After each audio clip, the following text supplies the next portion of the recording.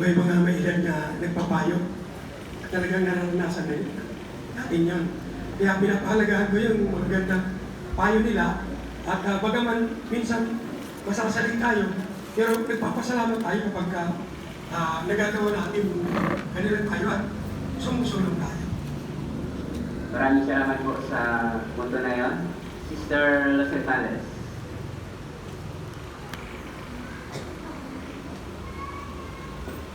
Pinapahalagahan ko po yung kasipagan nila na umattend ng face-to-face. May nakita po ako na hihirapang maglakad dahil sa edad nila, pero nagagawa nilang mamiti. At madalas sila po yung talagang may handa ng mga komento. Kaya nais ko po silang pasalamatan sa kanilang kasipagan at nakaka-inspire na nakapagpapatibay ng mga komento po nila. Ay, maraming salamat po, no? Marami tayong masasabi doon, no? Kung ano yung pinapahalagaan natin sa mga media. Dito sa sunod na tanong, anong matututuhan natin sa ilustrasyon tungkol sa mabuting Samaritano?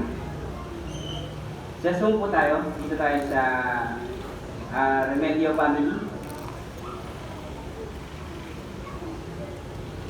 Natutuhan ko doon sa mabuting Samaritano na ginamit niya ang oras at panahon niya para tumulong sa lalaki kahit hindi niya ito kilala. Kaya naman, paalala din ito sa ating na maging matulungin din tayo sa lahat ng nangangailangan, lalo na sa ating mga kapatid. Kahit pa kung minsan, hindi sila nagsasabi, pero